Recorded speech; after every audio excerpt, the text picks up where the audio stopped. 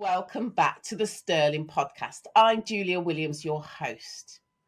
Today, I have the privilege of welcoming Ed Dalley, who is the Commercial Director and the Independent Financial Advisor of the Finance Advice Centre. Ed is well known for his honest, people-first approach, and he's absolutely passionate about helping people when it comes to the financial advice and their long-term future. So welcome, Ed. It's a privilege to have you here. Welcome. It's great to be on. So, Ed, look, I want to know a little bit more about you. Tell me. So give me a little bit more about your background and how on earth did you end up in financial planning? It depends how far you want to go back, really. So I was brought up just outside of Bewdley, so on the Shropshire border. So I actually crossed the border at that point. Went to school in Worcestershire. Went on to do A levels, and as part of that, we had to do work experience. So work experience wise, I did my work experience at West Midlands Safari Park, being a local boy from around there. Did you? I did, yeah. So I did that, worked in their catering department as a bit of a part-time job to earn a bit of money at the time. And I hit a point where I wanted to get a proper career. Spoke to someone I knew who knew someone at a previous firm I was at and introduced me and got me through the door, really. And they put me through my exams and got me to where I am now, to be honest with you. So, yeah, it all goes from that point, really. So, did you have any idea that you wanted to go into financial advice, or was it just a thing? Absolutely not. I couldn't have probably thought of anything worse at the time when I was younger. Figures, all that kind of thing. My whole degree is in animal behaviour and welfare, so it's a completely different area to be in, really. But it's something I'm very glad I did, and that I'm very glad with the choice I made there. It's poles apart, animals and financial advice. I'm learning so much about you, Ed. I've known you for a while, and I did not know that. Well, training clients and training animals are fairly similar. It's all positive reinforcement. No, I'm joking. It is literally it is about education and teaching, which is the part of it I really like, to be honest. So you have worked your way up to being the commercial director of the Finance Advice Centre, but you're also an independent financial advisor. So, what does your day generally look like juggling those two roles? It is a juggle. It is, and it's a juggle I'm glad to have, really. I get to say at the top on what we do within the business, and it's everything from our central investment proposition through to what we propose to clients. That's a part I'm really happy to have a say in. And then I tend to manage my clients as I would, like anyone else would as well, on the side of that. So I tend to try where possible make my admin time in the morning, right, and then be out and about seeing clients in the afternoon where I can.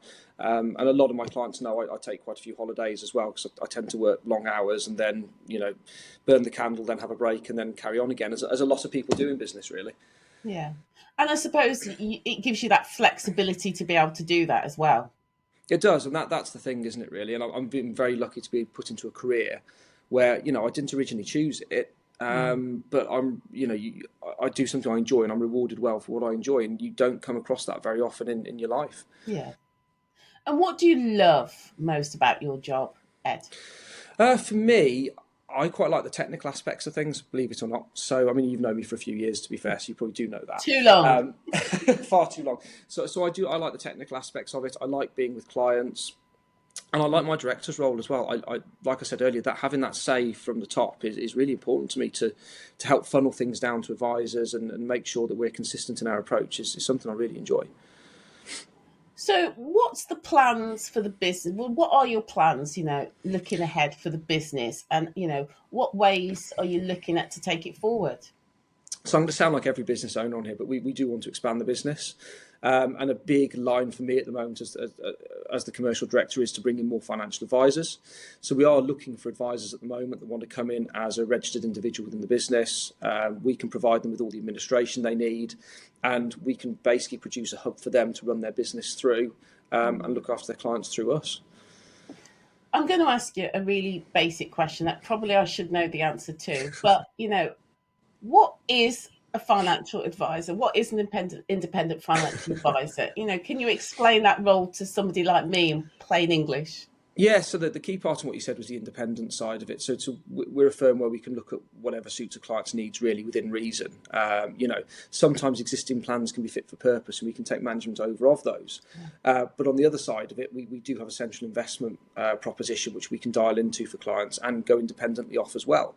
But when it comes to what we do, we plan for everything. We plan for different savings goals of clients, we plan for retirement, we plan for how they draw their money down, tax treatment, inheritance tax planning. The list goes on in what we do.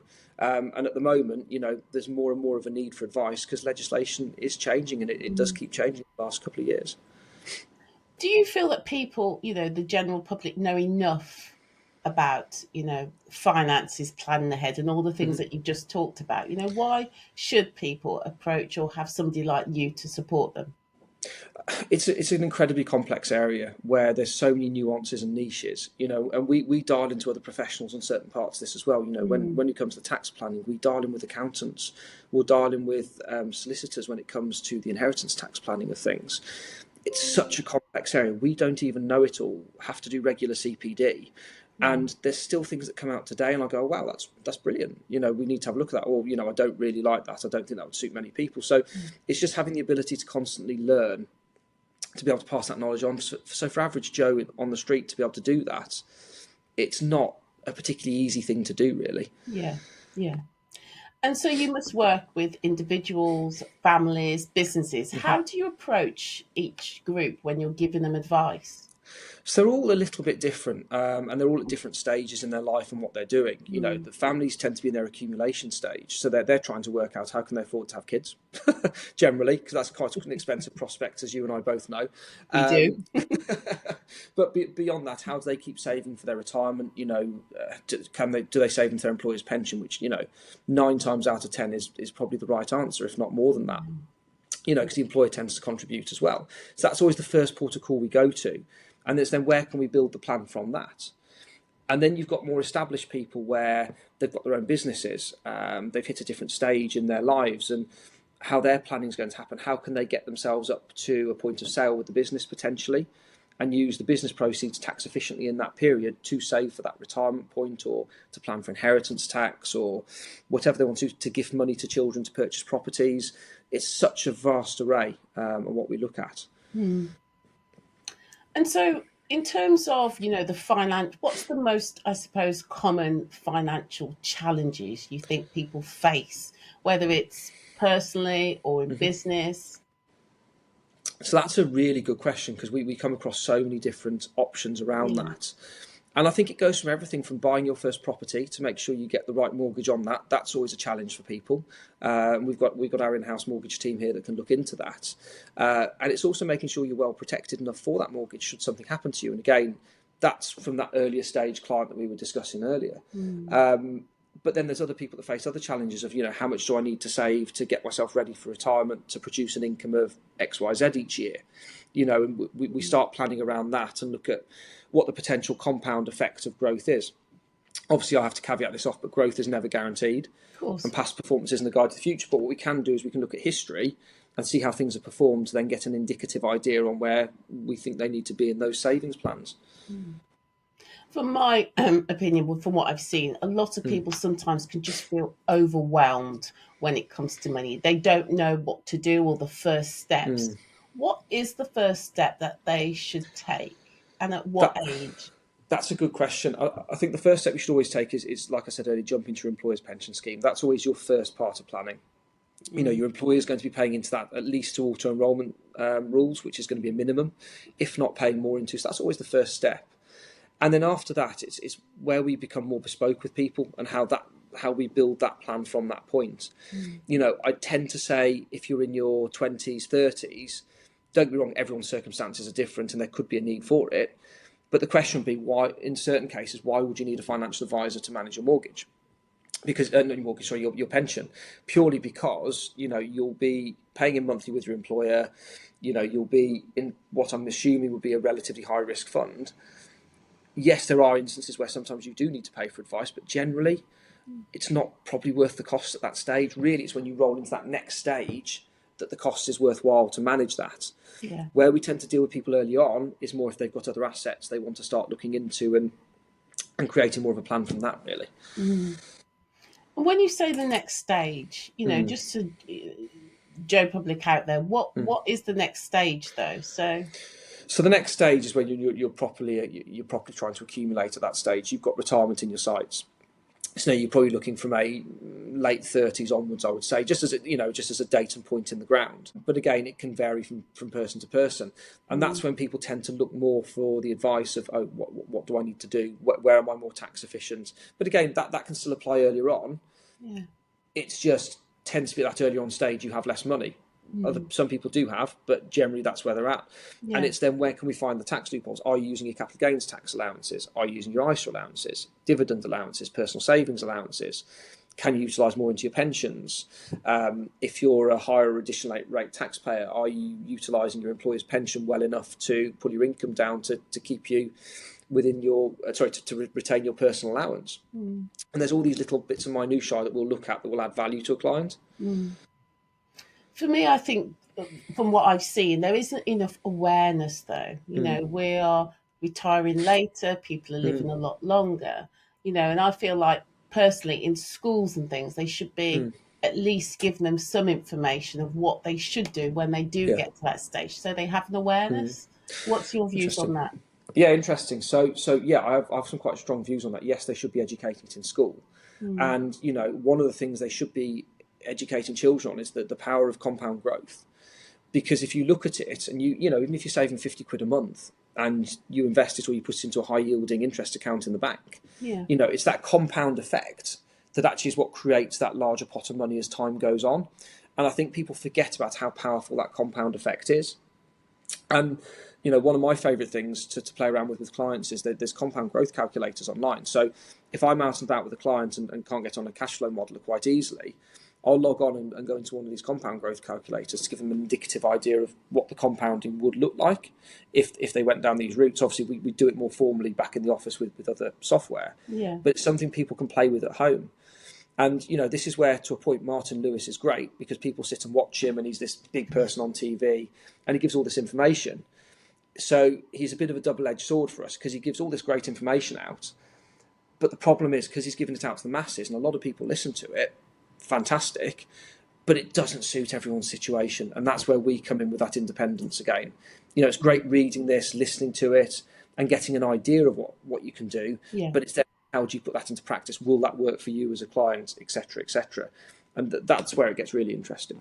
And I think that's so important, is recognising that everybody is different. They've got their own unique set of circumstances.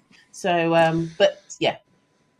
So for business owners then, what sort of tips could you give them in terms of planning for financial growth and stability? And I know there's a caveat here, but, from your point of view. Yeah, I mean, there's a major caveat on this. It depends how your business is doing and we would always talk with the accountant on this side of things as well. It's very important to talk with other professionals to make sure we're all on the same page. As a general rule of thumb, the first go-to is often pension contributions, because the limited company will get corporation tax relief on those contributions. But it would have to meet what's called holding exclusively and look like part of their remuneration package and, be authorised as that from the accountant before they make that contribution.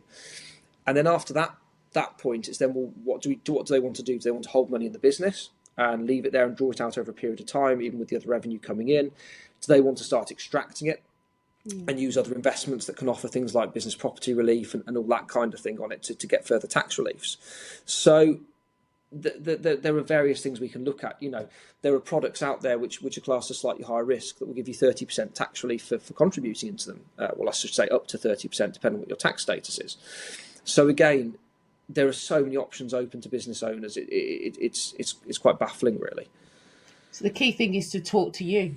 Yeah, basically. Not necessarily me, even if you find another independent. My key thing has always been find an independent advisor. I don't care if someone comes to go somewhere else, find an independent. That's always my key thing on it. Brilliant. So, I know that you're really passionate about your work and that really comes through. But I also know that you have recently supported Worcestershire ambassadors, and you give Yeah. back to the community. So tell me a little bit more about that. Why did you get involved? Yeah, so it's one of those things really. So we're fortunate as an industry to be, we do okay for ourselves. And it's nice to give something back into the community from what we earn. So it's been a great position to be in, where I rebuilt my client bank since 2020 from scratch, and it's been quite a challenge, but it's nice now to give something back to the community I've kind of drawn from as well. So supporting things like Worcester ambassadors arguably is a bit of a cop out as well, because I'm not the one planning or doing it, but it means, it was like this year, 25 years for 25 charities. That sat really well with me. And being able to give money and actually support something to put the money into those charities was really good. It's little things like in one of the Sterling groups, there was someone said that they needed help. It was a Gloucestershire Deaf Association, actually, with GDA. Yeah. They'd lost their sponsor for the interpreter down at their what do they call it, their pantomime they do each year, and they want an interpreter there for obviously the hard of hearing to come in and be part of it all. And I was in the meeting. I said, look, we'll do it for you. Wow. It's a nice thing to give back, and I'm a firm believer sometimes too many businesses take, and it is nice to give something back. Yeah. And also it goes back to your values as well, and what's important. So no, that's such a nice thing to do. Yeah. Ed, is there anything else that, what is the one key thing that you would share with somebody? What's the last key bit of advice that you would give somebody, or a takeaway for our listeners out there today? The key bit of advice is, if you've ever got any doubt on anything, take some advice. There are so many advisors out here in Worcester, Gloucestershire, Herefordshire, all over the country, that you could pick up the phone and have a chat to. Not every advisor is going to charge you a fee initially straight away. They're going to want to give you some advice. And there's a huge advice gap out there in the UK. There's a fear of financial advisors. We go back to the old commission days. We're going back to pre-2012, where high commissions were potentially charged by people. The times have changed on that now. It's all fee based. So clients know exactly what they're paying from point A to point B, which is really important. And luckily, when I joined the industry, I only ever really knew that fee basis. Yeah. So my advice is, don't be scared of approaching an advisor. It might not be as expensive as a lot of people fear. And I think that's the key thing. It's like talking to you right now. I think for a lot of people, it takes away that fear.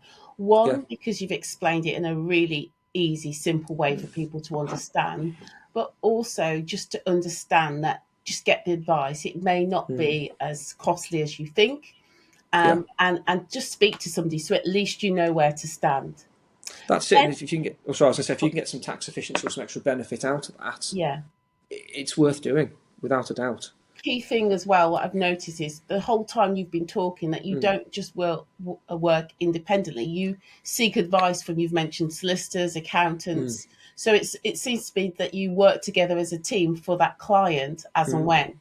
Yeah, and it's also, we'll deal with other financial advisors as well. So, fairly recently, a New Model Advisor awarded their top 100 last year. And ourselves and another couple of companies within Worcester, I wasn't involved in this particularly, but as a company, we held a round table with Citywire, and we're all involved. We're all here to support each other as well. It's not a dog-eat-dog world out there. And it's great to know there's other advisors in the area that we can, if we wanted to, pick the brains of, and they could do the same to us. We don't all know everything, and that's the key thing.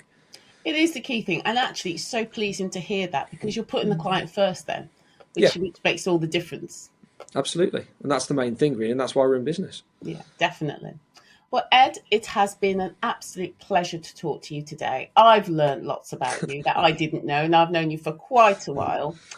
For our listeners listening out there today, if you want to find out any more, I will put Ed's details so that you can contact him directly. But Ed, thank you so much, and I look forward to hearing from you soon. Bye. That's great. Thanks, Julia. Bye.